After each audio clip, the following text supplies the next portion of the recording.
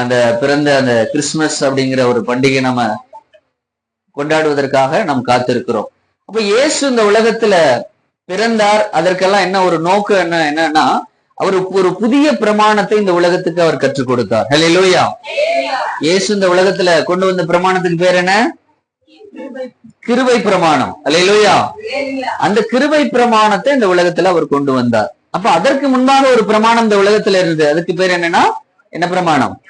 நியாய பிரமாணம். இந்த ரோமர் ஃபுல்லாவே நம்ம வாசிச்சு பார்த்தோம் அப்படின்னா ரோமர் 1 அதிகாரம் 2வது வசனத்தை வாசிங்க. ரோமர் 1 அதிகாரம் 2.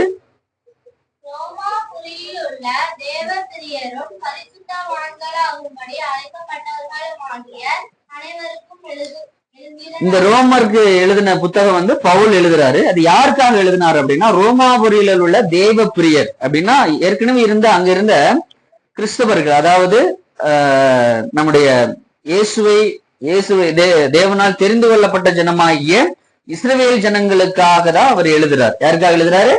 இஸ்ரவேல் ஜனங்கள். அப்ப நியாயப்பிரமாணம் யாருக்காக கொடுக்கப்பட்டது? மோசைக்கு தான் அந்த நியாயப்பிரமாணம் கொடுக்கப்படுகிறது. அந்த பிரமாணம் மோசைக்கு கொடுக்கப்பட்டாலும் அந்த பிரமாணம் முழுக்க முழுக்க யாருக்கு கொடுக்கப்பட்டது அப்படின்னா இஸ்ரவேல் ஜனங்களுக்காக மாத்திரம்தான் கொடுக்கப்பட்டது. ஆமென். அல்லேலூயா. அது மற்ற ஜனங்களுக்கு அல்ல. அங்க இருந்து அந்த 12 கோத்திரமாகிய அந்த இஸ்ரவேல் ஜனங்களுக்காக மாத்திரம்தான் அந்த நியாயப்பிரமாணம் கொடுக்கப்படுகிறது.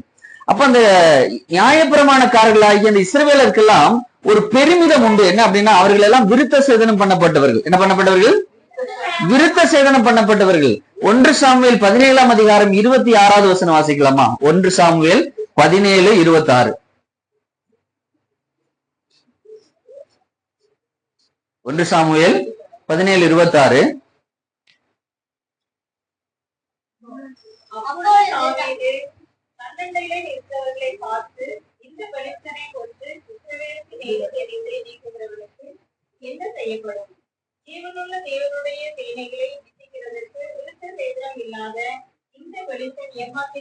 விருத்த சேதனம் இல்லாத இந்த பெலிஸ்தன் எம்மாத்திரம் அப்படின்னு கேட்கிறார். யாரு? தாவீது கேட்கிறாரு. ஏன் அப்படின்னா அந்த பெலிஸ்தன் வந்து விருத்த சேதனம் பண்ணப்படாதவன். இஸ்ரவேலர்கள் எல்லாருமே விருத்த சேதனம் பண்ணப்பட்டவர்கள். அப்போ அவர்கள் எல்லாமே தேவனால் தெரிந்து கொள்ளப்பட்ட ஜனங்கள். அப்போ அந்த இடத்துல பாத்தீங்க அப்படின்னா நமக்கு தெரியும் இஸ்ரவேல் ஜனங்கள் எல்லாம் எகிப்துல அடிமைத்தனத்தில் இருக்கிறாங்க. அடிமைத்தனத்தில் இருக்கக்கூடிய ஜனங்கள் எல்லாம் அவர் மீட்டு கொண்டு வருகிறார். தேவன் வந்து மோசே மூலியமாக அவர்கள் எல்லாம் மீட்டு கொண்டு வருகிறார். வர வழியில இருந்த எல்லா அநேக ராஜாக்களை எல்லாம் அவர்கள் சண்டை போட்டு அவர்கள் எல்லாம் முறியடித்துதான் இந்த கானான் தேசத்தை அவர்கள் சுதந்திரித்துக் கொள்கிறார்கள். அந்த கானான் தேசமானது அந்த 12 கோத்திரத்துக்கும் பகிர்ந்து அளிக்கப்படுகிறது. அந்த தேசத்துல அவர்கள் குடியிருக்கிறார்கள். அப்போ குடியிருக்கக்கூடியவர்களுக்கு அவர்களுக்கெல்லாம் என்ன ஒரு பெருமிதம் என்ன இருந்துச்சுன்னா அவர்கள் அத்தனை பேரும் தேவனால் தெரிந்து கொள்ளப்பட்டவர்கள் ஒன்று. இன்னொன்னு இந்த இஸ்ரவேல் ஜனங்கள் அத்தனை பேரும் விருத்த சேதனம் பண்ணப்பட்டவர்கள். அல்லேலூயா. அப்ப இந்த விருத்த சேதனம் பண்ணப்பட்ட அவன் சொல்றான் விருத்த சேதனம் இல்லாத இந்த பெலிஸ்தன் எம்மாத்திரம் அப்படின்னு தாவீது இந்த இடத்துல சொல்றாரு. அப்ப அவனுக்கு அதுல ஒரு பெருமை இருந்தது, நான் வந்து விருத்த சேதனம் பண்ணப்பட்டவன் அப்படின்னு. யோவான் 4:9 கூட ஒரு நமக்கு தெரியும் அந்த ஒரு சமாரியா ஸ்திரீ வந்து தண்ணி மொழ்றதுக்காக வருவா. அப்போ வந்து இயேசு கிறிஸ்து அந்த சமாரிய ஸ்திரீகிட்ட போய் தண்ணி கேட்பாரு. அப்ப அந்த அவ கூட என்ன சொல்லுவாங்கன்னா நீ யூதனா இருக்க சமாரிய ஸ்திரீயாகிய என்னிடத்தில் தாகத்துக்கு தா என்று எப்படி கேட்கலாம் அப்படின்னு கேட்பா. ஏன் அப்படின்னா யூதர்களுக்கு அந்த பெருமை இருந்தது. அங்க இருந்தக்கூடிய அந்த சமாரியர்களை அவங்க எப்படி பார்த்தாங்க அப்படின்னா ரொம்ப சுற்றியுள்ள ஜனங்கள் எல்லாம் பொதுவா எல்லா ஜனங்களையுமே அவங்க அப்படித்தான் பார்த்தாங்க. அந்த பர்டிகுலர் அந்த சமாரியர்கள் எல்லாம் அவர் ரொம்ப கேவலமா பார்ப்பாங்க.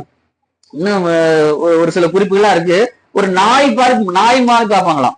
அந்த அளவுக்கு ஒரு கேவலமா அவர்களை பார்ப்பாங்களாம். அதனாலதான் அந்த சமாரிய ஸ்திரீ வந்து இயேசு கிறிஸ்துவ பார்த்து சொல்றாரு. ஏன்னா இவர் வந்து யூதன் அப்படின்னு சொல்லிட்டு அவருடைய அந்த அமைப்பை பார்த்தாலே இவருக்கு தெரியுது. அப்ப நீ யூதனா இருக்க நான் சமாரிய ஸ்திரீயாகிய என்னிடத்தில் நீ எப்படி தாகத்துக்கு தண்ணி கேட்கலாம் அப்படின்னு ஒரு கேள்வி அவர்கிட்ட கேக்குது. யூதர்கள் நம்மகிட்ட பேசவே மாட்டாங்க, நம்ம முன்னாடி வந்தா கூட ஒதுங்கி போயிடுவாங்க. அப்படி இருக்கும் பொழுது ஒரு யூதனாகி நீ எப்படி என்னிடத்தை வந்து தண்ணி கேட்கிற அப்படின்னு அவளுக்கு ஒரு டவுட் வருது. அல்லேலூயா. அப்ப அப்படிப்பட்ட ஒரு பெருமை நிறைந்தவர்களாக யார் இருந்தா அப்படின்னா இந்த இஸ்ரவேல் ஜனங்கள் இருந்தாங்க. அவர்களுக்குள்ள அப்படிப்பட்ட ஒரு பெருமை இருந்தது. வாசிக்கலாம் ரோமர்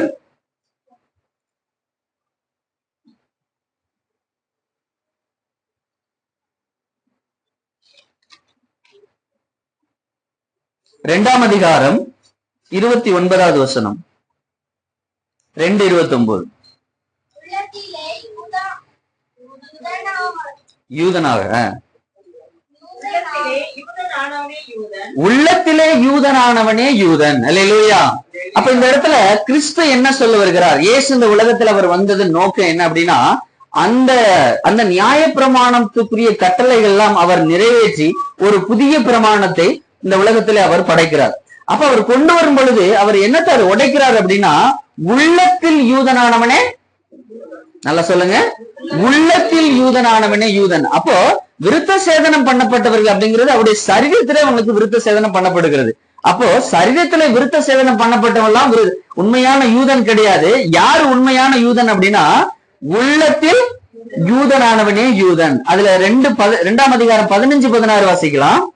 அவர்களுடைய மனசாட்சியும் கூட சாட்சிகளாய் இருக்கிறதுனாலும் குற்றம் உண்டு குற்றமில்லை என்று அவர்களுடைய சிந்தனை ஒன்றையொன்று தீர்க்கிறதுனாலும் நியாய பிரமாணத்துக்கு ஏற்ற கிரியை தங்கள் இருதயங்களில் எழுதியிருக்கிறது என்று காண்பிக்கிறார்கள். யார் அப்படின்னு இந்த இடத்துல யாரை பற்றி சொல்லப்படுதுன்னா, 14வது வசனத்துல, அன்றியும் நியாய பிரமாணம் இல்லாத புறஜாதிகள். யாருங்க? நியாய பிரமாணம். அப்போ அந்த காலத்துல நியாய பிரமாணத்தை ஃபாலோ பண்ணது யாரு?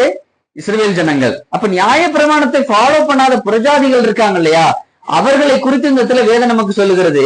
அவர்களுடைய மனசாட்சியும் கூட சாட்சியிடுகிறதுனாலும் குற்றம் உண்டு குற்றமில்லை என்று அவர்களுடைய சிந்தனைகள் ஒன்றையொன்று தீர்க்கிறதுனாலும் நியாய பிரமாணத்திற்கு ஏற்ற கிரியை தங்களுடைய இருதயங்களில் எழுதியிருக்கிறது என்று காண்பிக்கிறார்கள். என் சுவிசேஷத்தின்படியே தேவன் இயேசு கிறிஸ்துவை கொண்டு மனுஷருடைய அந்தரங்களை குறித்து நியாய தீர்ப்பை கொடுக்கும் நாளிலே இது விளங்கும். அல்லேலூயா.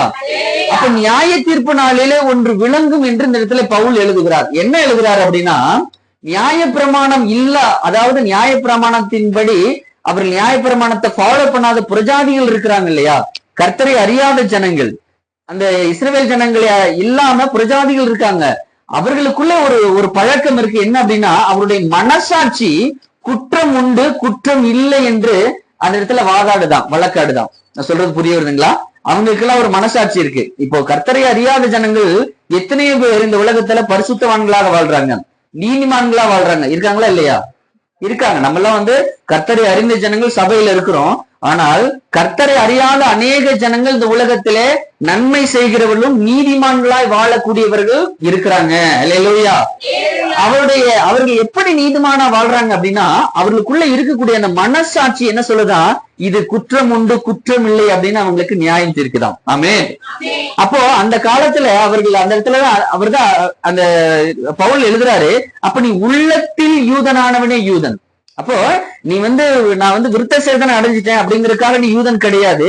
உள்ளத்துல எப்படி பிரஜாதியார் தங்களுக்குள்ள இருக்கக்கூடிய அந்த மனசாட்சியின்படி இது குற்றம் உண்டு குற்றம் இல்லைன்னு வாழ்றாங்களோ, அவர்களுக்குள்ளே அந்த நியாயப்பிரமாணத்தை அவர்கள் கடைபிடிக்காவிட்டாலும், அல்லேலூயா, அவர்களுக்கு அந்த நியாயப்பிரமாணம் கொடுக்கப்படவில்லை. ஏன்னா நியாயப்பிரமாணம் கொடுக்கப்பட்டது இஸ்ரவேல் ஜனங்களுக்கு. அப்ப அவர்களுக்கு நியாயப்பிரமாணம் கொடுக்கப்படாவிட்டாலும், அவர்கள் அந்த நியாயப்பிரமாணத்தை ஃபாலோ பண்ணாவிட்டாலும், அவர்களுக்குள்ளே இருக்கக்கூடிய அந்த மனசாட்சியின்படி அவர்கள் எப்படி இருக்காங்கன்னா நீதிமான்களாக வாழ்கிறார்கள். அல்லேலூயா. அப்ப அவர்கள் நியாய தீர்ப்பு நாளிலே அவர்கள் எப்படிப்பட்டவர்களா இருக்கான்னா, அவர்களுக்குள்ள இருந்த அந்த நியாய தீர்ப்பின்படி, அந்த குற்றம் உண்டு குற்றம் இல்லை அப்படிங்கிற அந்த மனசாட்சியின்படி அவர்கள் நியாயம் தீர்க்கப்படுகிறார்கள். நீ ஒருவேளை யூதனாக இருந்தாலும், நீ விருத்த சேதனம் உடையவனாக இருந்தாலும், உள்ளத்தில் யூதனாக மாறாவிட்டால், அப்ப உள்ளத்தின்படி நீ நியாய பிரமாணத்தை நீ ஃபாலோ பண்ணல அப்படின்னா நீ யூதன் கிடையாது. நீ உனக்குள்ள ஒரு சரீர ரீதியா உனக்கு விருத்த சேதனம் பண்ணப்பட்டாலும் நீ உள்ளத்தின்படி ஒரு யூதனாக மாறாவிட்டால், நியாயப்பிரமாணத்தை உள்ளத்தில் நீ கடைபிடிக்காவிட்டால் நீ யூதன் அல்ல அப்படின்னு அந்த இடத்துல பவுல் எழுதுகிறார். அல்லேலூயா. அப்போ அன்னைக்கு நியாயப்பிரமாணம் எப்படியாக இருந்தது அப்படின்னா ரொம்ப கடினமாக இருந்தது. அப்ப நியாயப்பிரமாணம் கொடுக்கப்பட்டது அவர் ஒரு மனுஷனை அவனுக்குள்ள குற்றம் இருந்தது அப்படிங்கிற வெளிப்படுத்தினதை ஒளிந்து அவனுக்குள்ள இருக்கக்கூடிய அந்த குற்றத்தை நீக்கி அவனை நீதிமானாக மாற்றவில்லை. எத்தனை பேர் புரியுது? அல்லேலூயா. அப்போ நியாயப்பிரமாணம் வந்தது, கொடுக்கப்பட்டது. நியாயப்பிரமாணம் வருவதற்கு முன்பாக எல்லாருமே பாவத்தில் இருந்தாங்க.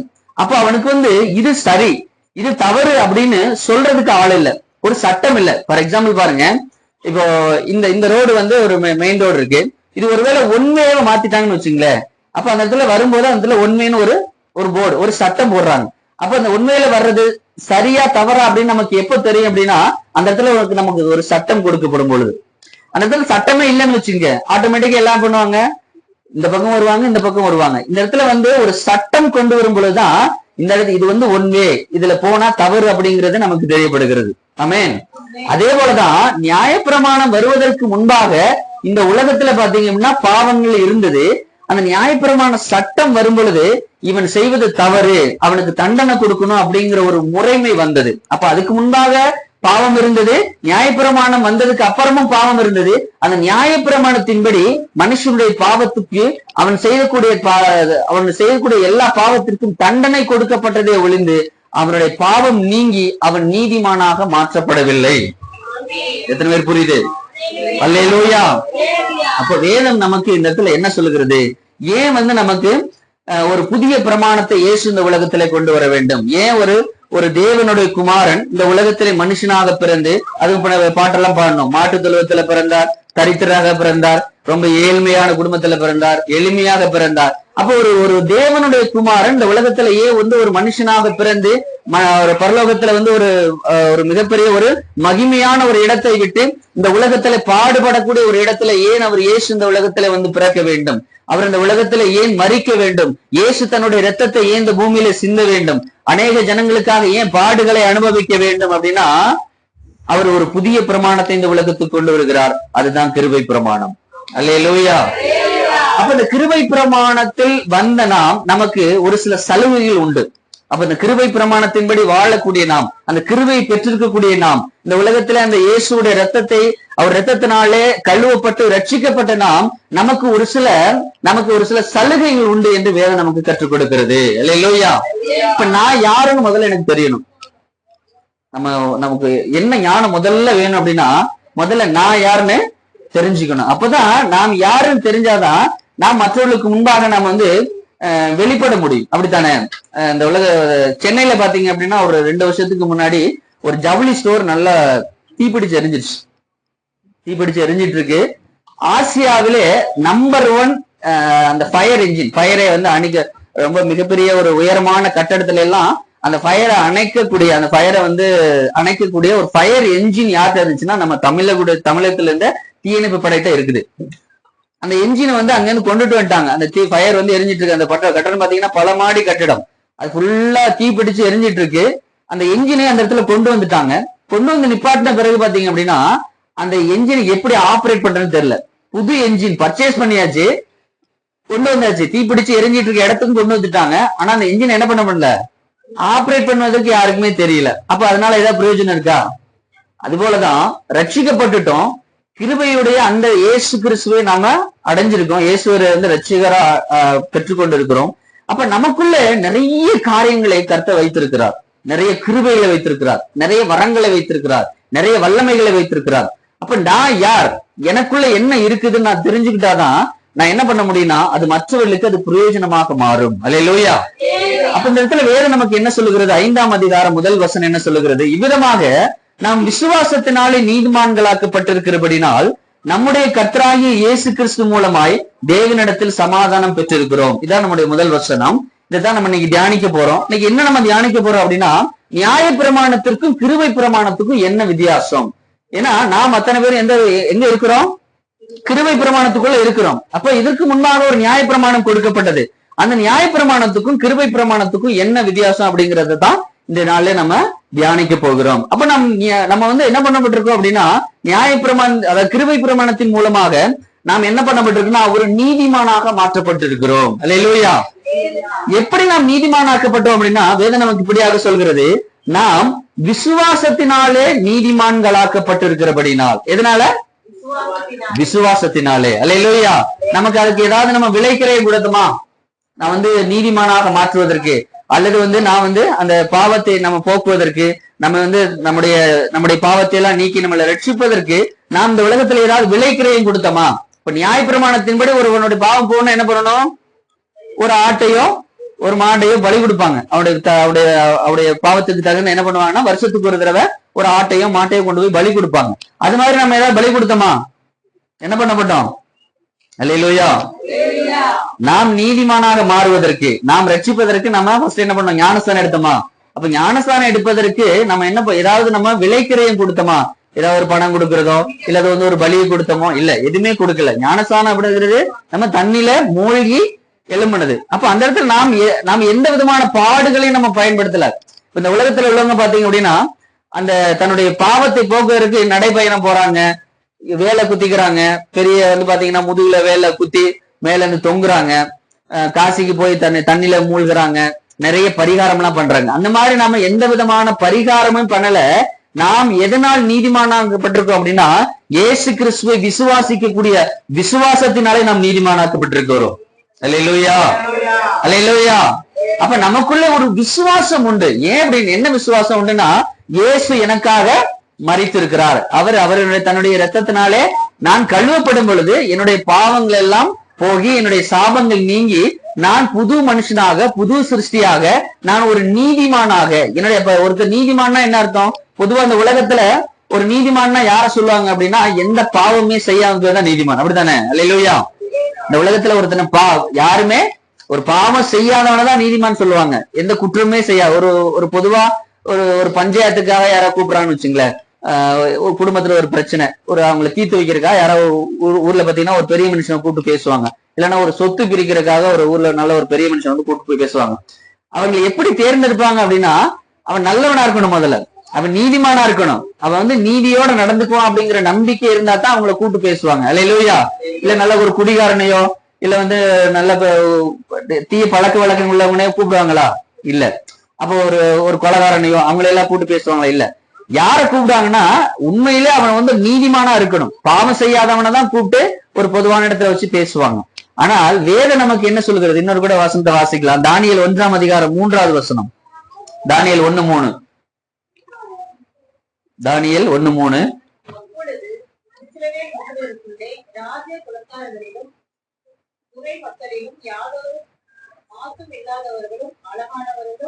சகல ஞானத்தில் தேடினவர்களும் அறிவில் சிறந்தவர்களும் கல்வியில் நிபுணரும் ராஜாவின் அரண்மனையிலே சேவிக்க சிறப்பை உள்ளவர்களுமாகிய சில வாலிபரை கொண்டு வர போதும். அல்லேலூயா. இந்த இடத்துல நேபுகாத்நேச்சார் என்ன பண்றாருன்னா அந்த இடத்துல யூத ஜனங்களை சண்டையிட்டு அவர்களை வந்து முறியடிக்கிறார்.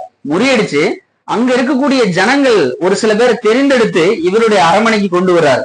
யாரை கொண்டு வர்றாருன்னு பாருங்க. யாதொரு மாசும் இல்லாதவர்களும் அழகானவர்களும் சகல ஞானத்திலும் தேறினவர்களும் அறிவில் சிறந்தவர்களும் கல்வியில் நிபுணரும் ராஜாவின் அரண்மனையிலே சேவிக்க திறமையுள்ளவர்களுமாகிய சில வாலிபரை கொண்டு வரவும். அல்லேலூயா. இந்த உலகத்தில் மக்கள் ஒருத்தனை தேர்ந்தெடுக்கிறாங்க எப்படின்னா இப்படிதான் தேர்ந்தெடுப்பாங்க. எப்படின்னா யாதொரு மாசும் இல்லாதவர்கள். நம்மள அப்படியே கம்பேர் பண்ணி பாருங்களேன். நாம வந்து நம்மளை இயேசு தேர்ந்தெடுத்திருக்கிறார், அப்படித்தானே? நம்மளை எல்லாம் இயேசு வந்து இந்த உலகத்திலிருந்து பிரித்தெடுத்திருக்கிறார், தெரிந்தெடுத்திருக்கிறார், ரட்சித்திருக்கிறார். அப்ப நாம் வந்து மாசு இல்லாதவர்களா?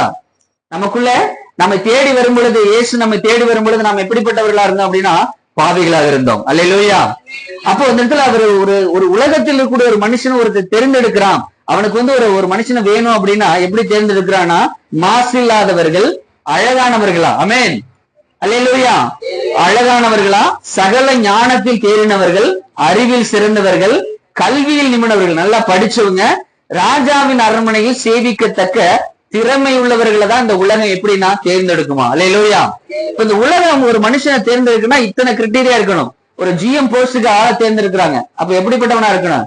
அதுக்கு அந்த போஸ்டுக்கு தக்க படிப்பு படிச்சிருக்கணும், அதுல திறமை இருக்கணும், அதுல எக்ஸ்பீரியன்ஸ் இருக்கணும். அப்படிப்பட்டவர்கள் தான் அந்த போஸ்டுக்கு தேர்ந்தெடுப்பாங்க, அப்படித்தானே? இப்ப இந்த உலக மக்கள் ஒருத்தனை தேர்ந்தெடுக்கணும்னா அப்படித்தான் அவனுடைய தகுதியின் அடிப்படையில் தான் தேர்ந்தெடுக்கிறார். ஆனால் இயேசு நம்மை தேர்ந்தெடுக்கும் பொழுது எங்கே தேர்ந்தெடுத்தார்னா பாவிகளா நாம் இருக்கும்போது தேர்ந்தெடுத்தார். அல்லேலூயா, அல்லேலூயா. ரோமர் 5:8 வசனம் இப்படி சொல்கிறது, நீதிமானுக்காக ஒருவன் மரிக்கிறது அரிது, நல்லவனுக்காக ஒருவேளை ஒருவன் மரிக்க துணிவான், நாம் பாவிகளா இருக்கையில் கிறிஸ்து நமக்காக மரித்ததினாலே. அல்லேலூயா. நாம எப்ப இருக்கும்போது நம்ம எப்படி இருக்கும்போது கிறிஸ்து நமக்காக மரித்தார்? நல்லா சத்தமா சொல்லுங்க, பாவிகளாக இருக்கும் பொழுது. ஏன்னா நாம் இயேசு இந்த உலகத்துல யாரை தேடி வந்தார்னா பாவிகளை ரட்சிக்க முடியாத அந்த உலகத்தில் வந்தார். அல்லேலூயா. நான் நீதிமான்களை அல்ல பாவிகளையே ரட்சிக்கும்படியாக வந்தேன். அவர் பொதுவா பாத்தீங்கன்னா அவர் எங்க இருப்பார் அப்படின்னா இந்த பாவிகள் மத்தியில, ஆயக்காரர்கள் மத்தியில, எங்கெல்லாம் வந்து ரொம்ப அதிகமான பாவம் இருக்கிறதோ அந்த இடத்துலதான் இயேசு இருப்பார். ஆமென். அல்லேலூயா. எங்க பிரச்சனை இருக்கோ, எங்க போராட்டம் இருக்கிறதோ, எங்க குடும்பத்துல சமாதானம் இல்லையோ, அவர்களை தேடிதான் இயேசு வந்தார். அல்லேலூயா. அப்ப அந்த காலத்துல நாம் பாவிகளா இருக்கையில் கிறிஸ்து நமக்காக மரித்ததினாலே தேவன் நம்ம வைத்த தமது அன்பை விளங்க பண்ணுகிறார். அப்ப அந்த காலத்துல அவர்கள், அந்த இஸ்ரவேல் ஜனங்கள் எப்படி இருந்தாங்கன்னா, பாவத்தின் அடிமைத்தனத்தில் இருந்தாங்க. அவர்களை மீட்பதற்கு வழியே இல்லை. நிறைய பிரமாணம் உண்டு, அவர்கள் பாவத்தை போக்குவதற்கான பிரமாணங்கள் இருந்தது. ஆனால் அந்த பிரமாணத்தை கொண்டு அவருடைய பாவங்கள் போக்கப்படவில்லை. அவர்கள் அந்த பாவத்தின் அடிமைத்தனத்துல இருந்தாங்க, மீண்டும் மீண்டும் பாவம் செய்கிறவர்களாக இருந்தார்கள். அதனாலதான் அவருடைய பாவத்தை போக்கும்படியாக தான் இயேசு இந்த உலகத்துல மரிக்கும்படியாக வந்தார். அல்லேலூயா. அப்ப நாம நீதிமான்களா இருக்கும்போது நம்மை தெரிந்து கொள்ளவில்லை, நம் பாவியாக இருந்த நம்மை நீதிமானாக மாற்றும்படியாக நம்மை தெரிந்து கொண்டார். அல்லேலூயா. ஆமென். அல்லேலூயா. அப்ப நாம் நீதிமானாக மாற்றப்பட்டிருக்கிறோம். பாவியாக இருந்த நம்மை நீதிமானாக கர்த்தர் மாற்றி இருக்கிறார். அல்லேலூயா. அப்ப நாம் அந்த விசுவாசத்தினாலே நாம் இயேசு நம்ம தேவனை விசுவாசிக்கும் பொழுது, இயேசு கிறிஸ்துவை விசுவாசிக்கும் பொழுது முதலாவதாக நாம் என்னவாக மாற்றப்படுகிறோம் என்றால் நீதிமானாக மாற்றப்படுகிறோம். அல்லேலூயா. என்னவா மாற்றப்படுகிறோம்? நீதிமானாக மாற்றப்படுகிறோம். அப்ப நீதிமான் அப்படின்னா நான் நீதிமான மாறிட்டேன், அப்படித்தானே? இப்ப நம்ம இயேசு கிறிஸ்துவோட இரத்தத்தினாலே கழுவப்பட்டாச்சு, ரட்சிக்கப்பட்டாச்சு. முதல்ல வேதம் சொல்லுகிறது, நீங்கள் அத்தனை பேர் யாரா மாறி இருக்கிறீங்க? நீதிமானாக மாறி இருக்கீங்கன்னு சொல்லுது வேதம். அப்ப நீதிமான் அப்படின்னா, அப்ப நான் நீதிமானா மாறிட்டேன். அப்ப நீதிமான் மாத்திரம் இல்ல, அந்த நீதிமானுக்குரிய ஆசீர்வாதங்களையும் கர்த்தர் நமக்கு சேர்ந்து தருகிறார். அல்லேலூயா. ஆசீர்வாதம்னா நமக்கு ரொம்ப பிடிக்கும் இல்லையா? அதுக்காக தானே நம்ம அதிகமா கர்த்தரை எதுக்கா தேடுறோம்னா, நம்ம வாழ்க்கையில ரொம்ப ஆசீர்வாதமா இருக்கணுங்கிறதுக்காக தான். அப்ப அந்த ஆசீர்வாதம், அந்த நீதிமானுக்குரிய ஒரு சில ஆசீர்வாதங்களையும் சேர்ந்து தேவன் நமக்குள்ள வைத்திருக்கிறார். இப்ப ஒரு மொபைல் வாங்குறோம் அப்படின்னா, மொபைல் வாங்கும் போதே அதுக்குள்ள என்ன இருக்கும்? அந்த ஆப்ரேட்டிங் சிஸ்டம் இருக்கும். அப்புறம் பாத்தீங்கன்னா நிறைய ஆப் இருக்கும், பயன்படுத்துவதற்குரிய அந்த வாட்ஸ்அப், யூடியூப், இது மாதிரி எல்லாமே பாத்தீங்கன்னா எல்லா ஆப்புமே அதுக்குள்ள இன்ஸ்டால் பண்ணி தான் கொடுப்பாங்க இல்லையா? அது மாதிரிதான் நான் ரட்சிக்கப்பட்ட உடனே, நான் ரட்சிக்கப்பட்டுட்டேன், நான் நீதிமானாக மாறிட்டேன் அப்படின்னா, அந்த நீதிமானுக்குரிய ஆசீர்வாதத்தையும் கர்த்தர் உங்களுக்குள்ளே வைத்துதான் இந்த சபையில கொண்டு வைத்திருக்கிறார். அல்லேலூயா. இன்னைக்கு அநேகர்கள் பாருங்க, நான் யாரு அப்படிங்கிறது தெரியாமலே இந்த உலகத்துல இருக்கக்கூடிய எல்லா சபைக்கும் போறவங்க இருக்கிறாங்க. எங்காவது ஒரு பெரிய அற்புத கூட்டம் நடக்குது அப்படின்னா, அந்த அற்புத அடையாள கூட்டம் யாருக்கு அப்படின்னா, இந்த உலகத்துல கர்த்தரை அறியாத ஜனங்களுக்கு தான் அந்த கூட்டம். அங்க பாத்தீங்கன்னா மோஸ்ட்லி யாருதான் உட்கார்ந்துருப்பாங்க அப்படின்னா, ரட்சிக்கப்பட்ட பிள்ளைகள் தான் அங்க உட்கார்ந்துருப்பாங்க. ஒரு இடத்துல ஒரு பெருவிழா நடக்குது அப்படின்னு வச்சுங்களேன். ஒரு அற்புத பெருவிழா என்ன அர்த்தம்னா, அங்க இருக்கக்கூடிய வியாதியஸ்தர்களை சுகமாக்கக்கூடிய நடத்துவாங்க. அப்ப நடத்தும் பொழுது மோஸ்ட்லி யார் இருப்பாங்க அப்படின்னா, கர்த்தரை அறிந்த பிள்ளைகள். ஜெபிக்கிறதா போறது ஒரு விஷயம், அந்த ஆராதனையை முன்னின்று நடத்துவதற்காக இல்ல, தனக்குள்ள இருக்கக்கூடிய அநேக பிரச்சனைகளை குறித்து, தன்னுடைய போராட்டத்தை குறித்து விடுதலை பெற்றுக் கொள்வதற்காகவே போறவங்க நிறைய பேர் இருக்காங்க. பாத்தீங்கன்னா பர்டிகுலர் ஒரு சில பிளேஸ் எல்லாம் இருக்கு நம்ம தமிழ்நாட்டுல. அந்த தமிழ்நாட்டுல இருக்கக்கூடிய அந்த பிளேஸ்க்கு எல்லாம் மாசம் இங்க இருந்து பஸ் பிடிச்சு போறவங்க எல்லாம் இருக்கிறாங்க. யார் அப்படின்னா, கிறிஸ்தவர்கள், ஏற்கனவே கிறிஸ்துவை அறிந்தவர்கள், ரட்சிக்கப்பட்டவர்கள், சபைக்கு வர்றவங்களே அப்படிப்பட்ட இடங்களுக்கு எல்லாம் மாசம் வண்டி பிடிச்சு, வேன் பிடிச்சு ஒரு பெரும் திரள் கூட்டத்தை அழைச்சிட்டு போய் அங்க ஜெபம் பண்ணிட்டு வர்றவங்க எல்லாம் இருக்கிறாங்க. எதுக்காக அப்படின்னா, தங்க வாழ்க்கையில விடுதலை பெற்றுக்கொள்ள வேண்டும் என்பதற்காக, தಮ್ಮ வாழ்க்கையில சமாதானத்தை பெற்றுக்கொள்ள வேண்டும் என்பதற்காக, தங்க வாழ்க்கையில ஆசீர்வாதத்தை பெற்றுக்கொள்ள வேண்டும் என்பதற்காக இப்படிப்பட்ட இடங்களுக்கு மாசம் வண்டி பிடிச்சு போறவங்க இன்னும் இருக்கிறாங்க. ஏன்னா அவர்களுக்கு உண்மையான சத்தியம் தெரியவில்லை. இயேசு கிறிஸ்துவோட இரத்தத்தினாலே நாம் கழுவப்பட்டோமோ, எப்பொழுது நாம் நீதிமானாக்கப்பட்டோமோ, அப்பொழுதே அந்த நீதிமானுக்குரிய அத்தனை ஆசீர்வாதங்களும் நமக்குள்ளே ஆம் என்றும் ஆமேன் என்றும் நமக்குள்ளே வைக்கப்பட்டிருக்கிறது. அல்லேலூயா. நல்ல கரங்களை உயர்த்தி ஒரு அல்லேலூயா. அப்ப நான் நீதிமானாக்க மாற்றப்பட்டிருக்கேன்னா, எனக்கு உரிய எல்லா ஆசீர்வாதங்களையும் கர்த்தர் எனக்கென்று அவர் முன்னின்று வைத்திருக்கிறார். அதன் காலத்திலே அத்தனை ஆசீர்வாதங்களை நாம் சுதந்திரித்துக் கொள்வோம். அல்லேலூயா. எப்படி இஸ்ரவேல் ஜனங்கள் அந்த மீட்கப்பட்டு வந்தாங்களோ, வரும் பொழுது அவர்கள் வழியில எல்லா ஆசீர்வாதங்களையும் பாக்குறாங்க. செங்கடலை பிளக்கிறத பாக்குறாங்க, வானத்திலிருந்து மண்ணா வருகிறது, காடை வருது. அப்ப அவங்க ஒரு இடத்தை கடந்து போகும் பொழுது, ஒவ்வொரு இடத்தை கடந்து பொழுது பாத்தீங்கன்னா ஒவ்வொரு ஆசீர்வாதங்களை பாக்குறாங்க, ஒவ்வொரு அற்புதத்தை பாக்குறாங்க. அதே போலதான் நம்ம வாழ்க்கையில நாம் ரட்சிக்கப்பட்ட நாள்ல இருந்து பரலோக ராஜ்யத்தை அடையும் வரை, இந்த உலகத்தை விட்டு போகிற வரைக்கும் நாம் கடந்து போகக்கூடிய வழியிலே நமக்குரிய எல்லா ஆசீர்வாதங்களையும் கர்த்தர் அதன் காலத்துல வைத்திருக்கிறார். அல்லேலூயா. அதனதன் காலத்துல அத்தனை ஆசீர்வாதங்களை நம்ம வாழ்க்கையிலே தருவதற்கு கர்த்தர் போதுமானவரா இருக்கார். நமக்கு தேவை பொறுமை. அந்த ஆசீர்வாதம் பெறும் வரைக்கும் நம்ம என்ன பண்ணணும்னா அந்த இடத்தை கடந்து போகணும். அவர் வந்து செங்கடலை பிளந்துட்டாரு, உடனே அடுத்து மண்ணா வரல. அதற்குன்னு ஒரு டைம் இருக்கும். அந்த ஒரு பர்டிகுலர் இடத்தை கடக்கும் பொழுதுதான் அந்த மண்ணா வருது. அது ஒரு அடுத்த ஒரு பர்டிகுலர் இடத்தை கடக்கும் பொழுதுதான் அந்த காடை வருது. அடுத்த ஒரு பர்டிகுலர் இடத்தை கடக்கும் பொழுதுதான் அந்த கண்மலையை பிளந்து தண்ணீர் வருது. அப்போ நம்ம வாழ்க்கையில ஒரு குறிப்பிட்ட நாட்களை கடக்கும் பொழுது எந்த ஆசீர்வாதம் எப்பொழுது நமக்கு வர வேண்டும் என்று தேவன் முன்குறித்திருக்கிறாரோ அந்தந்த நாட்களிலே அப்படிப்பட்ட ஆசீர்வாதம் நம்ம வாழ்க்கையில கண்டிப்பா கர்த்தர் தருவதற்கு போதுமானவராயிருக்கிறார். யாரையும் நீங்க தரித்திரரா வாழுங்க. இந்த உலகத்துல வந்து நீ மத்தவங்க நீ எதுவுமே இல்ல, சாப்பாட்டுக்கு வழி இல்லாம எப்ப பார்த்தாலும் கிழிஞ்ச சட்டையை போட்டுக்கிட்டு வாழ்வதற்காக நாம் அழைக்கப்படவில்லை. அதனதின் காலத்தில் ஏற்ற ஆசீர்வாதத்தை கர்த்தர் நமக்கு தருவதற்கு போதுமானவரா இருக்கிறார். நமக்கு வந்து அந்த பொறுமை வேணும். அந்த காலத்துல நமக்கு கர்த்தர் கண்டிப்பா ஆசீர்வாதத்தை கொடுப்பார் அப்படிங்கிற நம்பிக்கையோடு நாம் காத்திருப்போமே, ஆனால் அதற்குரிய ஆசீர்வாதங்கள் நமக்கு கண்டிப்பா வரும். அல்லேலூயா. ஆபிரகாமுக்கு எத்தனை வயசுல குழந்தை கொடுத்தாரு? 100 வயசு. ஆபிரகாமுக்கு 100 வயசு ஆயிடுச்சு. அப்போ ஏன் 100 வயசுக்கு வரையும் அவர் காத்திருக்கணும் அப்படின்னா, அந்த ஆபிரகாமுடைய சந்ததியிலதான் யார் வர்றன்னா இயேசு கிறிஸ்து வருகிறார். அல்லேலூயா. இயேசு கிறிஸ்து அந்த ஆபிரகாமுடைய சந்ததியில தான் வர்றார். அப்ப இயேசு கிறிஸ்து எப்ப பிறக்கணும் அப்படிங்கிறது பரலோகம் முன்குறிச்சிருக்கு. அப்படித்தானே? அவர் இந்த வருஷத்துல இந்த நாள்ல இத்தனை மணிக்கு இந்த இடத்துல பிறக்கணும் அப்படிங்கிறது இயேசு கிறிஸ்துவை குறித்த தேவனுடைய திட்டம், பரலோகத்துடைய திட்டம். அப்படித்தானே? அப்போ அந்த இயேசு கிறிஸ்து பிறக்கணும், பர்டிகுலர் நாள்ல அந்த நேரத்துல பிறக்கணும் அப்படின்னா, அப்ப அதுக்கு முன்னாடி உள்ள சந்ததி தான் யார் அப்படின்னா ஆபிரகாமுடைய பையன் பிறக்கிறார், ஈசாக் பிறக்கிறார். அப்போ இயேசு கிறிஸ்து ஒரு நாள் பிறக்க வேண்டும் என்று எப்படி பரலோகம் முன்குறித்திருக்கிறோ அதே போலதான் ஈசாக்கு இந்த நாள்ல பிறந்தாதான் இயேசு கிறிஸ்து அந்த நாள்ல பிறக்க முடியும். எத்தனை பேர் புரியுது? இயேசு கிறிஸ்து ஒரு நாள்ல ஈசாக்கு ஒரு நாள்ல பிறந்தாதான் அவருடைய சந்ததியில் வரக்கூடிய இயேசு கிறிஸ்து முன்குறிக்கப்பட்ட அந்த நாள்ல பிறக்க முடியும். இப்ப ஆபிரகாமுக்கு வந்து ஒரு 40 வயசுல குழந்தை பிறந்துச்சுன்னா இயேசு கிறிஸ்து அந்த நாள்ல பிறக்க முடியுமா? முடியாது. அப்ப இயேசு கிறிஸ்துவை குறித்த திட்டம் இந்த உலகத்துல பரலோகம் எப்படி நிர்ணயித்திருக்கிறதோ அதை பொறுத்துதான் இதற்கு முன்பாக வந்த அத்தனை சந்ததியும் அந்தந்த நாளிலே கொடுக்கப்பட்டது. அல்லேலூயா. அதே போலதான் நம்ம வாழ்க்கையில கர்த்தர் தர வேண்டிய எல்லா ஆசீர்வாதங்களும் அதன் காலத்தில் பரலோகம் குறிக்கப்பட்ட காலத்துல கண்டிப்பா நம்ம வாழ்க்கையில வரும். அல்லேலூயா. பரலோகத்துக்கு தெரியும் எப்ப நமக்கு கார் கொடுக்கணும், எப்ப நமக்கு வீடு கொடுக்கணும், எப்ப நமக்கு ஆசீர்வாதம் கொடுக்கணும். இந்த டைம்ல அந்த ஆசீர்வாதத்தை கொடுத்தனா இவன் நிலை நிப்பானா இல்ல பின்னாடியே கிறிஸ்துவ விட்டு ஓடி போயிருவானா அப்படிங்கறதெல்லாம் யாருக்கு தெரியும்? கர்த்தருக்கு தெரியும். அப்ப அதனாலதான் ஒரு சில ஆசீர்வாதங்கள் நம்ம வாழ்க்கையில தடைபடுது. ஒரு சில ஆசீர்வாதங்களுக்கு தள்ளி போவதற்கு காரணம் என்ன அப்படின்னா, அந்த நேரத்துல அந்த ஆசீர்வாதம் நமக்கு வந்துச்சு அப்படின்னா நம்மளால அதை மேற்கொள்வதற்கு நம்மளால முடியாது. அதை வந்து ஹேண்டில் பண்ணுவதற்கு முடியாது. திடீர்னு உங்க கையில ஒரு 10 கோடி கொடுத்தா என்ன பண்ணுவீங்க? அது என்ன பண்ணேன்னு நமக்கு தெரியாது. அப்படித்தானே? அதை எப்படி செலவு பண்றது, அதை கொண்டு என்ன பண்ணணும் அப்படிங்கிறது நமக்கு தெரியாது. அப்ப கொஞ்சம் கொஞ்சமா தான் ஆசீர்வாதம் நம்ம வாழ்க்கையில கறந்து வரும். ஃபர்ஸ்ட் ஒரு 1 லட்சத்துக்கு கொடுப்பாரு, அடுத்து ஒரு 2 லட்சத்துக்கு கொடுப்பாரு. அப்ப அதை நீ என்ன பண்ற? அதுக்கு நீ கர்த்தருக்கு எப்படி உண்மையா இருக்கிற?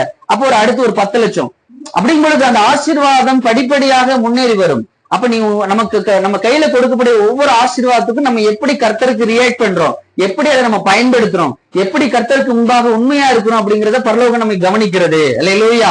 அப்ப சகல விதமான ஆசீர்வாதங்கள் நமக்கு தருவதற்கு கர்த்தர் போதுமானவரா இருக்கிறார். ஆனால் ஏற்ற காலத்தில் ஏற்ற வேளையில் சகல விதமான நன்மைகளும் நமக்கு வந்து சேரும். அல்லேலூயா. ஒரு நீதிமானுக்கு என்னென்ன நன்மைகள் உண்டு, என்னென்ன ஆசீர்வாதங்கள் உண்டு வேதம் நமக்கு சொல்லுகிறது. சங்கீதம் 14:5 சங்கீதம் 14:5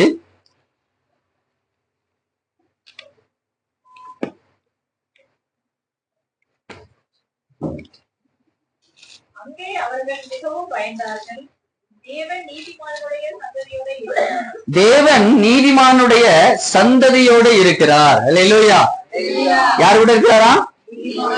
நீதிமானுடைய சந்ததி. இப்ப நாம ஆசீர்வதிக்கப்பட்டிருக்கோம். ஒரு சில பேர்லாம் பாத்தீங்கன்னா இப்பதான் முதல் முறையா அவங்களுடைய பெற்றோர்கள்லாம் பாத்தீங்கன்னா இன்னும் கர்த்தரை அறியாத பிள்ளைகளா இருப்பாங்க. அவங்க இப்பதான் புதுசா ரட்சிக்கப்பட்டிருப்பாங்க. இப்ப நான் பாத்தீங்கன்னா எங்க அம்மா அப்பா ரட்சிக்கப்படல. யாரும் முதல்ல என் குடும்பத்துல என் ஊர்லயே நான் தான் முதல்ல ரட்சிக்கப்பட்டிருக்கேன். அப்போ என்னை ரட்சித்த தெய்வம் என்ன சொல்றாரு அப்படின்னா, என்னுடைய சந்ததியோடு கூட இருப்பார் என்று வேதம் நமக்கு சொல்கிறது. அல்லேலூயா. ஆமென். அல்லேலூயா. அப்போ இங்க இருக்கக்கூடிய ஒவ்வொரு தேவ பிள்ளைகளுக்கும் கர்த்தனுக்கு என்ன சொல்றாரு அப்படின்னா, நீதிமான்களாக மாற்றிய உங்களுடைய சந்ததியோடு கர்த்தர் இருப்பார். நல்ல கரங்களை உயர்த்தி உங்களுடைய சந்ததியோடு கர்த்தர் இருப்பார். அல்லேலூயா. இந்த சந்ததி இருக்கக்கூடிய ஒவ்வொரு உங்களுக்கு சந்ததினா நான் ஒரு சந்ததி இல்ல, 2 சந்ததி இல்ல, உங்களுக்கு பின்பாக வரக்கூடிய அத்தனை சந்ததியோடும் கர்த்தர் இருப்பார் என்று நமக்கு வேதம் சொல்லுகிறது. அல்லேலூயா. ஒரு நீதிமானுடைய சந்ததி அப்பத்துக்கு இறங்குவதில்லையா? ஆமென். அவருடைய நீதிமானுடைய சந்ததியை உங்கள் நிமித்தம் உங்களுக்கு பின்பாக வரக்கூடிய எல்லா பிள்ளைகளையும் ஆசீர்வதிப்பதற்கு கர்த்தர் போதுமானவர் இருக்கிறார். நீங்க பாருங்க, மிகப்பெரிய ஊழியங்களா எடுத்து பாருங்க, முதலாக அவங்க அப்பாவோ இல்ல தாத்தாவோ தான் அந்த பெரிய ஊழியத்தை ஆரம்பிச்சிருப்பாங்க. அவங்க ரொம்ப கஷ்டப்பட்டு அந்த ஊழியத்தை கட்டியிருப்பாங்க, ரொம்ப கடினப்பட்டிருப்பாங்க. அந்த ஆத்துமாக்களை கொண்டு வந்து சேர்ப்பதற்கு, அந்த ஊழியத்தை பெருக்குவதற்கு பாத்தீங்கன்னா ரொம்ப கடினப்பட்டிருப்பாங்க. ஆனா அவங்களுக்கு பின்னாடி வரக்கூடிய சந்ததி, அவங்களோட பிள்ளைகள் எப்படி இருப்பாங்கன்னா மிகுந்த ஆசீர்வாதமா அந்த ஊழியத்தை நடத்துவாங்க. அவங்களுக்கு அந்த கடினம்லாம் என்னன்னு தெரியாது. அவங்களுக்கு பாத்தீங்கன்னா அந்த ஊழியத்தோட கடினத்தன்மை தெரியாது. ஒரு ஆத்துமாக்களுக்கு பிரிஞ்சு போனா அவங்களுக்கு கவலை இருக்காது. அவர்களுக்கு அந்த ஆசீர்வாதம் பாத்தீங்கன்னா நிறைவா இருக்கும். அவர்களால அந்த ஆசீர்வாதத்துடைய இழப்புகளே தெரியாது. அப்ப அந்த அளவுக்கு அவங்க ஆசீர்வதிக்கப்பட்டிருப்பாங்க. ஏன் அப்படின்னா முன்னாட்களிலே அவருடைய அப்பாவோ அவருடைய தாத்தாவோ செய்த அந்த ஊழியத்தினாலே அவர்கள் நீதிமானாக்கப்பட்டது நிமித்தம் அவருடைய சந்ததி ஆசீர்வதிக்கப்பட்டிருக்கும். அல்லேலூயா. நமக்கெல்லாம் தெரியும், தாவீது ராஜாவை குறித்து கேள்விப்பட்டிருப்போம். அவர் பாத்தீங்கன்னா அவருடைய குடும்பத்துல அவர் முதலாக வேர்பிரிக்கப்பட்டு ராஜாவாக மாற்றப்படுகிறார். அவர் தாவீது ராஜாவுக்கு கர்த்தர் ஒரு வாக்குத்தத்தம் கொடுக்கிறார். உன்னுடைய அந்த அரியணை இருக்கு இல்லையா, உன்னை ராஜாவை அமைத்திருக்க அந்த அரியணையில உன்னுடைய சந்ததியில வரக்கூடிய எல்லாரும், அந்த சந்ததியில உன்னுடைய வரக்கூடிய எல்லா ராஜாக்களையும் அந்த இடத்துல நான் அமர பண்ணுவேன் அப்படின்னு ஒரு வாக்குத்தத்தம் கொடுத்திருப்பாரு. அதுக்கப்புறம் அந்த சாலமன் பாத்தீங்க அப்படின்னா அவர் தேவாலயம் கட்டின மட்டும்தான் நீதிமானா இருப்பாரு. எப்ப தேவாலயத்தை கட்டி முடிப்பாரோ அதுக்கப்புறம் அவர் செய்யறது எல்லாமே கர்த்தருக்கு அருவருப்பான காரியம். இதனா கிட்டத்தட்ட 1000 மனைவிகளை கல்யாணம் பண்ணுவாரு. அது யாரை கல்யாணம் பண்ணுவோம்னா புரஜாதிகளை கல்யாணம் பண்ணுவாரு. அந்த புரஜாதிகளை கல்யாணம் பண்றதோட மாத்திரம் இல்லாம அவர்களுடைய நிமித்தமாக அவர்கள் வழிபடக்கூடிய தெய்வங்களை இவர் வழிபடுவார். அவர்கள் செய்யக்கூடிய பாகால்களை இவர் வணங்குவார். அவர்களுக்கு தோப்புகளை விக்கிரகங்களை இவர் ஏற்படுத்துவார். பெரிய மேடைகள் கட்டி, இப்ப எப்படி கோயில்கள் எல்லாம் விக்கிரகங்கள் வைக்கிறாங்களோ அது மாதிரி இவர் சாலமன் என்ன பண்ணுவாருன்னா பெரிய பெரிய மேடைகளை கட்டி அங்க விக்கிரக தோப்புகளை உண்டு பண்ணுவாரு. அப்ப இவர் செய்த பாவம் அவரை அரியணை விட்டு நிப்பாட்டல. திரும்ப பாத்தீங்கன்னா இவர் 40 வருஷம் அந்த தேசத்தை ஆளுகை செய்வார். அப்போ அவர் கர்த்தர் அந்த தாவீது ராஜாவுக்கு கொடுத்த வாக்குத்தத்தத்தின் நிமித்தம் சாலமனை ஆசீர்வதிப்பார். அல்லேலூயா. அதை தவறு செய்வான், தப்பு செய்யும் பொழுது அடிக்கடி ஒரு 3 தடவை கர்த்தர் பேசுவார். நீ செய்யற தப்பு, பிரஜாதியாரோட கலவாத, பிரஜாதியார கல்யாணம் பண்ணாத, அவன் நீ வீழ்ச்சி அடைஞ்சிருவ, நீ பின்மாற்றம் அடைஞ்சிருவேன்னு 3 தடவை கர்த்தர் அவரோட பேசுவார். நேரடியா பேசும் பொழுது அவர் உதாசீனப்படுத்திடுவார். ஆனாலும் அவருக்கு பின்பாக வந்த ரெகொபெயாம் பாத்தீங்கன்னா மீண்டும் அதே அரியணையில சேர்வார். அல்லேலூயா. அவருடைய பையன் சாலமோனுடைய பையன் ரெகொபெயாம் மீண்டும் அதே அரியணையில அமருவார். அல்லேலூயா.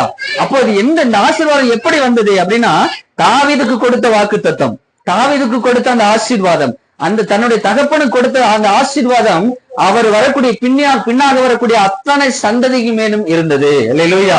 இப்ப வேதம் நமக்கு அழகா சொல்லுகிற தேவன் நீதிமானுடைய சந்ததியோட கூட இருக்கிறார். ஆமென்.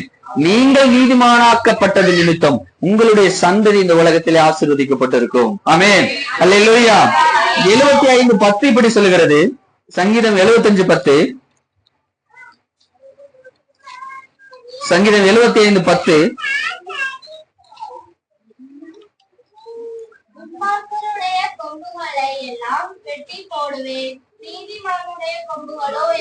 நீதிமானுடைய கொம்புகளோ உயர்த்தப்படும். இந்த உலகத்தில் நமக்கு எதிராக எழும்பி வரக்கூடிய அநேக சத்துருக்கள் உண்டு. நமக்கு எதிராக எத்தனையோ நம்ம சுற்றி இருப்பவர்கள் எல்லாம் எழும்புவாங்க. அவர்கள் எல்லாம் ஒரு சில டைம்ல பாத்தீங்கன்னா நமக்கு தோணும், என்ன எப்ப பார்த்தாலும் நம்ம சுற்றி இருக்கக்கூடிய சத்துருக்கள் எல்லாம் எழும்பிட்டே இருக்காங்க, அவங்க ஆசீர்வாதமா இருக்கிறாங்க, அவர்கள் செய்யறதெல்லாம் வாச்சிட்டே இருக்கு. ஆனா நம்ம என்ன பண்றோம்னா நாம அந்த அளவுக்கு பெருசா நம்ம வளரலை அப்படின்னு தோணும். ஆனால் கர்த்தர் வேதம் நமக்கு என்ன சொல்லுதுன்னா நீதிமானுடைய கொம்புகளை கர்த்தர் உயர்த்துவாராம். ஒரு சூழல் வரும், நம்மை சுற்றி நமக்கு அநேகர்கள் சத்துருக்கள் எழும்பினாலும், அவர் நமக்கு விரோதமாய் எழும்பினாலும், ஒரு சூழல் வரும் பொழுது கர்த்தர் நம்முடைய கொம்புகளை கர்த்தர் உயர்த்துவார். அப்படின்னா அவர்களுக்கு முன்பாக நாம் ஒருபோதும் தலை குனிந்து போக மாட்டோம். அல்லேலூயா. சத்ருவானவன் வெள்ளம் போல் பெருகி வந்தாலும் அவனுக்கு விரோதமாய் கர்த்தர் கொடியேற்றுவாராம். எவ்வளவுதான் நமக்கு விரோதமாய் சத்ரு எழும்பி வந்தாலும், நமக்கு விரோதமாக எவ்வளவு பெரிய சூழ்ச்சிகளை ஏற்படுத்தினாலும் நம்முடைய கொம்பு எப்பொழுதுமே அவர்களுக்கு முன்பாக உயர்ந்தே இருக்கும். அல்லேலூயா. நம்ம ஒரு வீழ்ச்சி அடைகிற மாதிரி தெரியும், அவன் உயர்றது மாதிரி தெரியும், பொருளாதாரத்திலையும் சரி ஒரு பிரச்சனையிலும் சரி அவன் மேன்மை அடைகிற மாதிரி தெரியும். ஆனால் எந்த சூழ்நிலையுமே கர்த்தர் நம்முடைய சத்துருக்களுக்கு முன்பாக நம்முடைய தலைகுனியவே வைக்க மாட்டார். அல்லேலூயா. நீதிமானாக அழைக்கப்பட்டவுடைய நம்ம கொம்பு எப்பொழுதும் சத்துருக்களுக்கு முன்பாக உயர்ந்தே இருக்கும், பிசாசுக்கு முன்பாக உயர்ந்தே இருக்கும், சாத்தானுக்கு முன்பாக நம்முடைய கொம்பு எப்பொழுதுமே உயர்ந்தே இருக்கும். அல்லேலூயா. இதை நம்புகிறவர்களுக்கு அத்தனை உங்க வாழ்க்கையில இன்னைக்கு யாரெல்லாம் உங்களுக்கு விரோதமாய் சத்துருக்கெல்லாம் உங்க வாழ்க்கையில இருக்கிறார்களோ அவர்களுக்கு முன்பாக எப்பொழுதும் உங்க தலையை நிமிர பண்ணிட்டே இருப்பார். அல்லேலூயா. உங்களுடைய கொம்பை எப்பொழுதும் உயர்த்தி கொண்டே இருப்பார். அடுத்து பாத்தீங்கன்னா நீதிமொழிகள் 10:7, நீதிமொழிகள் 10:7.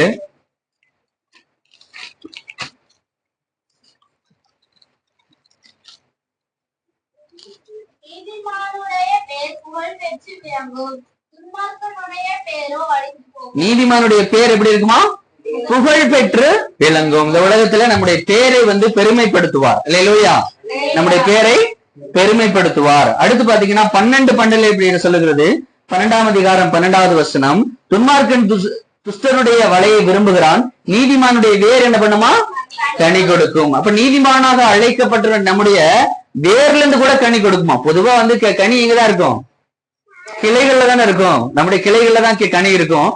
நாம் நீதிமானாக அழைக்கப்பட்ட நம்முடைய வேர்களில் இருந்து கூட கனி தருவேன் என்று கர்த்தர் நமக்கு சொல்கிறார். அல்லேலூயா. அதுல 15:6 வாசிக்கலாம். 15:6 நீதிமானுடைய வீட்டில் அதிக பொக்கிஷம் உண்டு. அல்லேலூயா. உங்க வாழ்க்கையில உங்க வீட்டுல என்ன பண்ண போறாரு கர்த்தர்? அதிக எங்கெங்க இருக்கு? வீட்டுல எல்லாம் வறுமையாக இருக்கு. வீட்டை பானை சட்டியை திறந்த அரிசி இல்ல, வீட்டுல அண்ணன் சாப்பிடுறதுக்கு காய்கறி இல்ல. அது மாதிரி எப்படி எல்லாம் புலம்பாதீங்க. பொக்கிஷன் அப்படிங்கிறது இந்த உலகத்துல கூட ஐஸ்வர்யம் மாத்திரம் இல்ல, நமக்கு கொடுக்கக்கூடிய ஒரு வியாதி இல்லாம நம்ம வாழ்றதே ஒரு பொக்கிஷம் தான். அல்லேலூயா. வாழ்க்கையில ஒரு சமாதானமா வாழ்றதே நமக்கு எடுத்து கொடுத்த பொக்கிஷம். நம்முடைய பிள்ளைகள் நமக்கு கொடுத்திருக்கு நம்ம பொக்கிஷம். அல்லேலூயா. அது மாதிரி நம்ம அந்த உலகத்துல அந்த ஐஸ்வர்யம் சொல்லுவாங்க 8 வகையான ஐஸ்வர்யமா 8 சொல்லுன்னு நினைக்கிறேன். சோ அது மாதிரி இந்த உலகத்துல நிறைய ஐஸ்வர்யங்கள் உண்டு. சகல விதமான ஐஸ்வர்யங்களையும் கர்த்தர் நமக்கு தருவார். இல்லையா?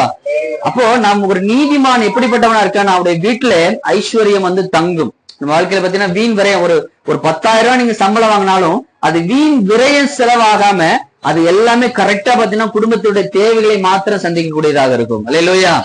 எத்தனை பேர் பணம் எவ்வளவுதான் சம்பாதிச்சாலும் கொண்டு போய் ஹாஸ்பிட்டல்ல கொடுக்கறவங்க இருக்காங்க, கொண்டு போலீஸ் ஸ்டேஷன்ல கொடுக்கறவங்க இருக்காங்க, கொண்டு போய் வக்கீலுக்கு கொடுக்கறவங்க இருக்காங்க. அதெல்லாம் என்ன செலவு? வீண் நிறைய செலவு. நான் நிறைய சம்பாதிச்சவங்களுக்கு என்ன பிரயோஜனம்? நம்ம குறைஞ்ச வருமானம் வந்தாலும் அது குடும்பத்துக்கு அதை குடும்பத்தை நடத்துற அளவுக்கு எல்லா தேவைகளையும் சந்திக்கிறதாக வந்தாலே அது ஆசீர்வாதம் தான். அல்லேலூயா. எந்த விதமான வீண் விரைய செலவு இல்லாம, எந்த விதமான பொல்லாப்பான செலவுகள் விரைய செலவு இல்லாம வந்த ஆசீர்வாதத்தை அந்த குடும்பத்துக்கு தேவைகளை சந்திக்கக்கூடியதா இருந்தா அதுவே மிகப்பெரிய ஒரு பொக்கிஷம் நமக்கு. அல்லேலூயா.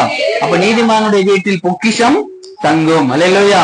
அடுத்து 15:19 வசனம் இப்படி சொல்கிறது, சோம்பேறியுடைய வழி முள்வேலிக்கு சமானம், நீதிமானுடைய வழியோ ராஜபாதை. அமேன். ஒரு நீதிமானுடைய பாதை எப்படி இருக்கு அப்படின்னா ஒரு ராஜபாதையாக இருக்கும். அவருடைய வாழ்க்கையில அவர் போறக்கூடிய பாதையெல்லாம் ராஜன் அப்படின்னா இருக்கும் அர்த்தம். ஒரு ராஜா போகும்போது அவங்க சுற்றியுள்ளவர்கள் என்ன பண்ணுவாங்க? அவங்களே வணங்குவாங்க, வரவேற்பாங்க, அவர்களை கூப்பிட்டு உபசரிப்பாங்க. அப்படி கொண்டு நம்ம வாழ்க்கை எப்படி இருக்கும் அப்படின்னா இதற்கு முன்பாக நாம் அத்தனை பேராலும் வெறுக்கப்பட்டவர்களாக இருக்கலாம், ஒதுக்கப்பட்டவர்களாக இருக்கலாம். ஆனால் கர்த்தரை அறிந்த பிள்ளைகளை யோசிச்சு பாருங்க. நீங்க வாழ்க்கையில கர்த்தரை அறிந்த பிறகு நம்ம வாழ்க்கை எப்படிப்பட்டதா இருக்குன்னா அந்த உலகத்துல அநேகரால நேசிக்கப்படக்கூடியவர்களாக, நம்மை வரவேற்கக்கூடிய ஒரு பாக்கியம், நம்ம போகக்கூடிய இடங்கள்லாம் நம்மை ஆசீர்வதிக்கக்கூடிய, நம்மால் அநேக ஜனங்கள் ஆசீர்வதிக்கப்படக்கூடிய ஒரு வாழ்க்கையின் கர்த்தர் நமக்கு தந்தருள்வார். அல்லேலூயா.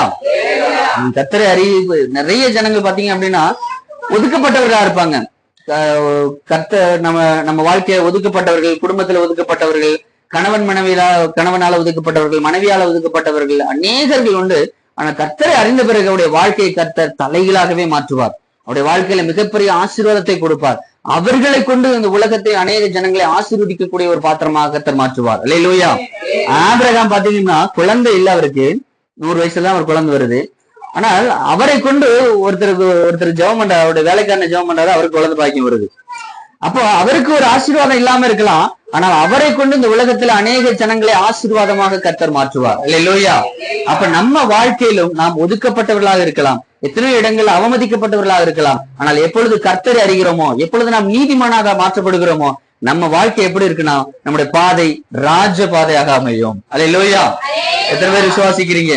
இந்த மாதிரி அநேக ஆசீர்வாதங்களை நம்ம வேதம் முழுவதும் தேடின அப்படின்னா நிறைய ஆசீர்வாதங்களை நம்ம பார்க்க முடியும். ஒரு நீதிமானா மாற்றப்பட்டானே அவன் எப்படிப்பட்டவனா இருக்கானா, எல்லா விதமான ஆசீர்வாதங்கள், இந்த உலகத்தில் இருக்கக்கூடிய சகல விதமான ஆசீர்வாதங்களும் அவனுடைய பின்பாக அவனுக்குள் ஆமேன் என்றும் கர்த்தர் இந்த உலகத்தில் நமக்காக வைத்திருக்கிறார். அல்லேலூயா. அப்ப முதலாக நாம் இயேசு கிறிஸ்துவை விசுவாசிக்கும் பொழுது நீதிமானாக மாற்றப்படுகிறோம். ஆமென். அல்லேலூயா. அடுத்து இரண்டாவதாக நமக்கு என்ன ஆசீர்வாதம் நமக்கு வருது அப்படின்னா, கர்த்தர் அந்த 5ஆம் அதிகாரம் 1வது வசனத்திலே கர்த்தராகிய இயேசு கிறிஸ்து மூலமாய் தேவனிடத்திலே சமாதானத்தை பெற்றிருக்கிறோம். அல்லேலூயா. எதை பெற்றிருக்கிறோம்?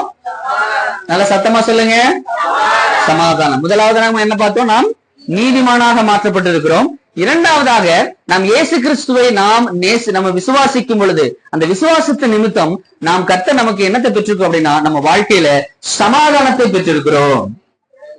யாரும் பெறலையா? நல்ல கரங்களை உயர்த்தி. நம்ம வாழ்க்கையில இந்த சமாதானம் அப்படிங்கிறது ரொம்ப ரொம்ப ரொம்ப முக்கியமான ஒண்ணு. இந்த உலகத்துல மனுஷன் எதை தேடுறான் அப்படின்னா, ஏன் கோயிலா போறாங்க மனுஷன்? சமாதானத்துக்காக தான். ஒருத்தர் இந்த உலகத்துல பாத்தீங்கன்னா ஒரு சில பேர்லாம் இமயமலையில எல்லாம் உட்கார்றாங்க. இருக்கா அப்படின்னா சமாதானத்தை தேடி.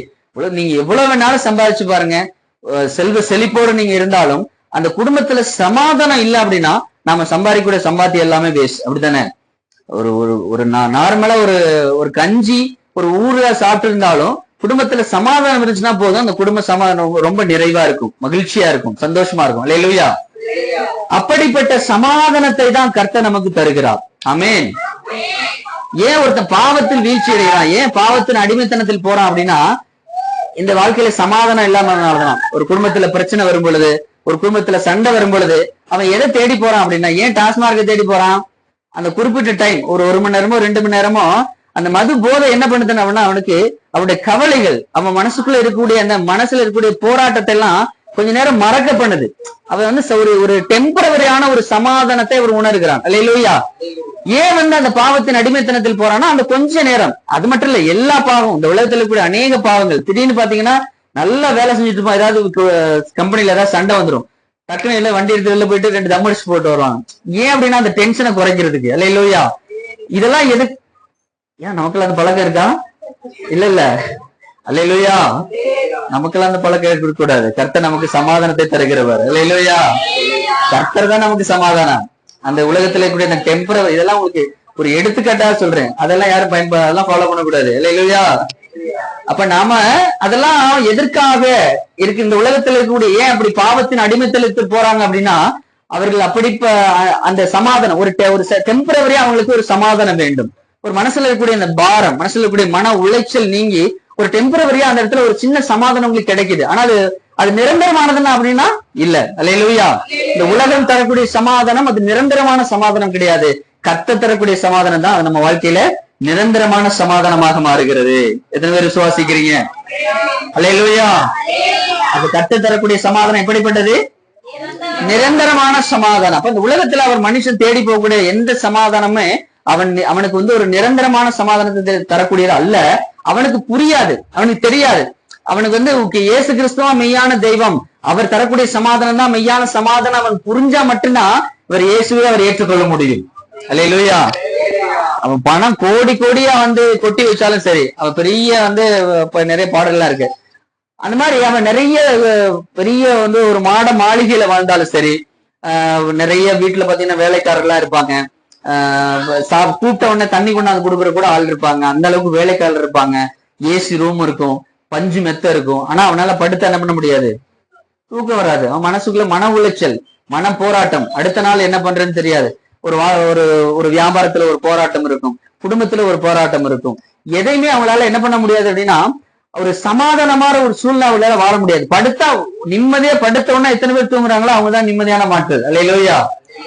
படுத்த உடனே அடுத்த 5 நிமிஷத்துக்கு தூங்குறவங்க தான் உண்மையான தேவனுடைய சமாதானத்தை பெற்றிருக்கிறவர்கள். அல்லேலூயா. நம்மளாம் அப்படிப்பட்ட சமாதானத்தை தான் பெற்றிருக்கிறோம். ஆமென். அல்லேலூயா. அப்போ எவ்வளவுதான் இந்த உலகத்துல நாம் அநேக ஐஸ்வர்யங்களை பெற்றிருந்தாலும் அவன் வாழ்க்கையில ஒரு நிம்மதி இல்ல, அவனுக்கு படுத்தவன உறக்கம் வரல அப்படின்னா அவன் பெற்றுக்கொண்ட எல்லா ஐஸ்வர்யமும் அவனுக்கு வேஸ்ட் தான், அப்படித்தானே?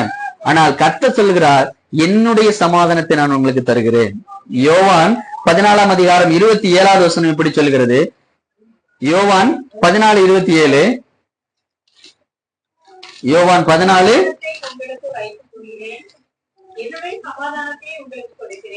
அவர் என்ன சொல்றார்? கர்த்தர் என்ன சொல்றாருன்னா, என்னுடைய சமாதானத்தை உங்களுக்கு வைத்து போகிறேன், என்னுடைய சமாதானத்தை உங்களுக்கு கொடுக்கிறேன். யாருடைய சமாதானம்? நம்மளுடைய சமாதானம் இல்ல. யாருடைய சமாதானம் இது? நல்லா சத்தமா சொல்லுங்க. இயேசு கிறிஸ்து தன்னுடைய சீசருக்கு சொல்றாரு, சமாதானத்தை உங்களுக்கு நான் தருகிறேன், என்னுடைய சமாதானத்தை நான் உங்களுக்கு விட்டு போகிறேன். அல்லேலூயா. யாருடைய சமாதானம்? நல்ல கரங்களை வைத்து சொல்லுங்க. யாருடைய சமாதானம்? இயேசு கிறிஸ்துடைய சமாதானம். அந்த இயேசு கிறிஸ்துடைய சமாதானம்னா அது அவருடைய சமாதானம் இல்ல. அது உண்மையா இயேசு கிறிஸ்து அந்த சமாதானத்தை யாரிடத்துல இருந்து பெற்றுக் கொள்கிறார்னா, தான் பெற்றுக்கொண்ட தேவனிடத்துல அந்த சமாதானத்தை பெற்றுக் கொள்கிறார். அல்லேலூயா. தேவனிடத்திலிருந்து பெற்றுக் கொள்கிறார். கெச்சமன தோட்டத்துல அவர் மண்டிட்டு ஒரு ஜெபிக்கிறார், அவர் ஜெபம் பண்றாரு. அவருக்கு தெரிய போகுது, நான் தெரியுது இன்னும் கொஞ்ச நேரத்துல மிகப்பெரிய பாடுகள் மத்தியில நான் கடந்து போக போகிறேன் அப்படின்னு அவருக்கு தெரியும். அப்ப அந்த கடந்து போவதற்கு முன்பாக அவருக்கு அப்படியே அந்த வேர்வை துளியெல்லாம் என்ன வருது? ரத்தம் வருதான். அந்த வேர்வை பதிலாக அந்த வேர்வை துளியிலிருந்து ரத்தம் வருது. ஏன்னா அவ்வளவு பெரிய மிகப்பெரிய ஒரு கடினமான பாதையில நான் கடந்து போக போறேன் அப்படிங்கிறது அவருக்கு இயேசுவுக்கு தெரிகிறது.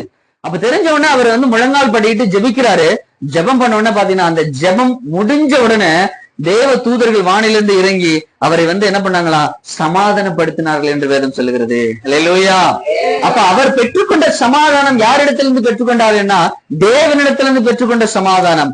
அப்ப அந்த சமாதானம் ஏன் சொல்றாரு? நான் தேவனிடத்திலிருந்து பெற்றுக்கொண்ட அந்த சமாதானத்தை என்னுடைய சமாதானமாக மாற்றி அதை நான் உங்களுக்கு தருகிறேன்.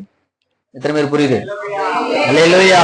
அப்ப தேவனிடத்திலிருந்து இயேசு பெற்றுக்கொண்ட சமாதானம், இயேசு பெற்றுக்கொண்ட அந்த சமாதானத்தை நாம் பெற்றிருக்கிறோம். அப்ப நாம் யாரிடத்திலிருந்து பெற்றுக்கிறோம்னா, தேவனுடைய சமாதானத்தையும் இயேசு கிறிஸ்துடைய சமாதானத்தையும் நாம் பெற்றிருக்கிறோம். அல்லேலூயா. அப்ப இந்த உலகம் தரக்கூடிய சமாதானம் அது டெம்பரவரி ஆனது. ஆனால் இயேசுவிடத்தில் நாம் பெற்றுக்கொண்ட சமாதானம் எப்படிப்பட்டதுன்னா, அது நிறைவான சமாதானம், நிரந்தரமான சமாதானமாக நம்ம வாழ்க்கையில இருக்கிறது. அல்லேலூயா. எபேசியர் 2 அதிகாரம் 13-17 வசனம் வசதி. எபேசியர்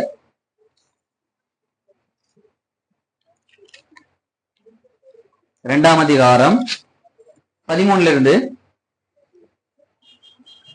தூரமாய் இருந்த நீங்கள் இப்பொழுது கிறிஸ்து இயேசுவுக்குள் கிறிஸ்துவின் இரத்தத்தினாலே சமீபமானீர்கள்.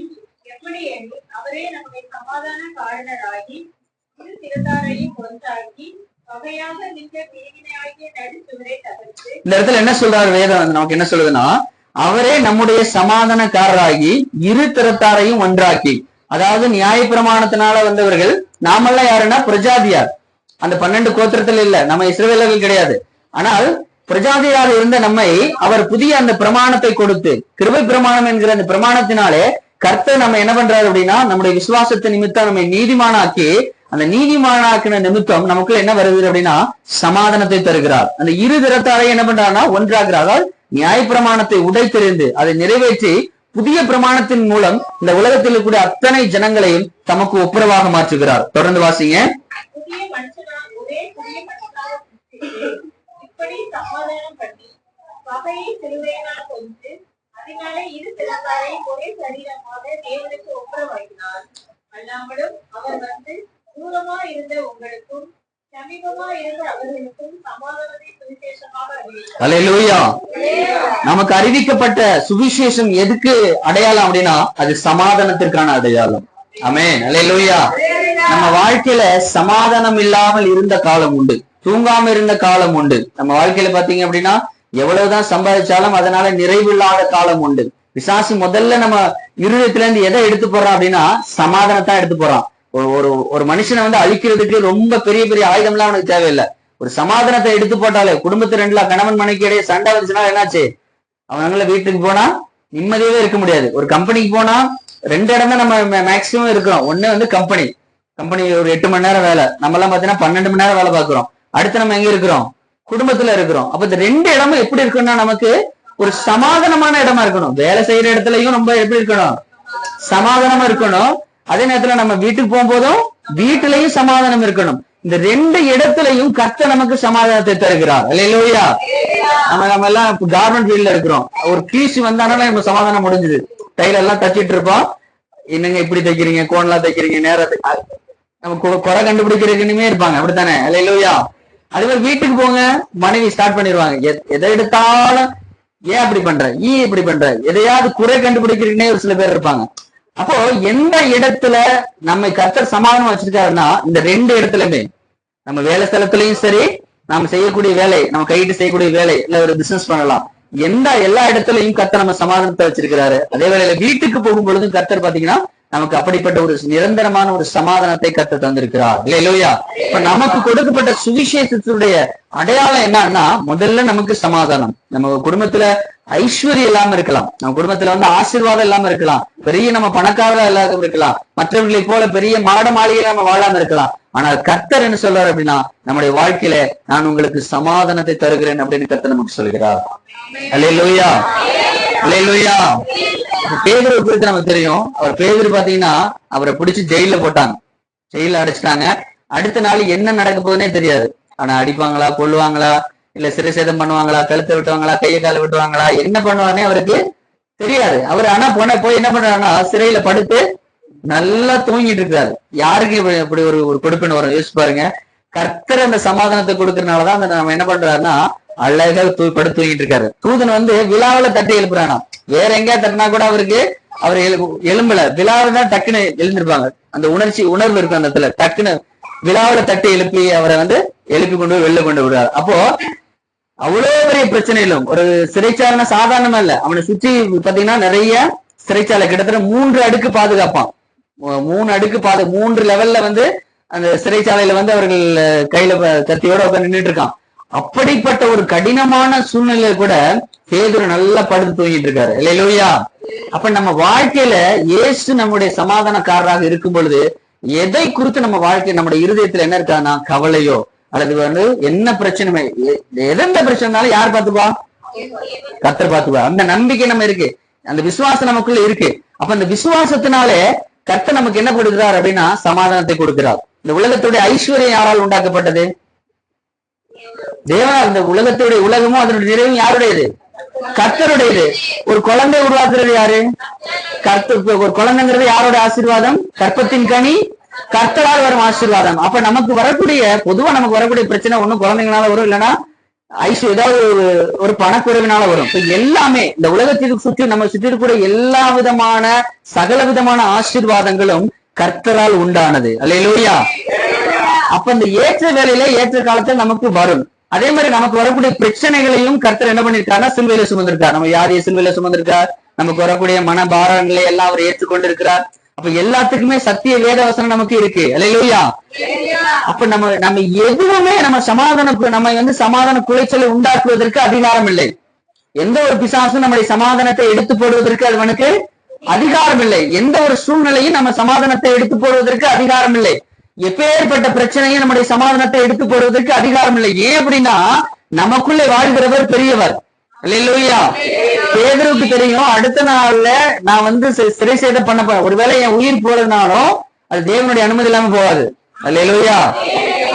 நான் எந்த ஒரு பாடுகள் மத்தியில் நான் கடந்து போனாலும் கர்த்தர் என்னோடு கூட இருப்பார். அல்லேலூயா.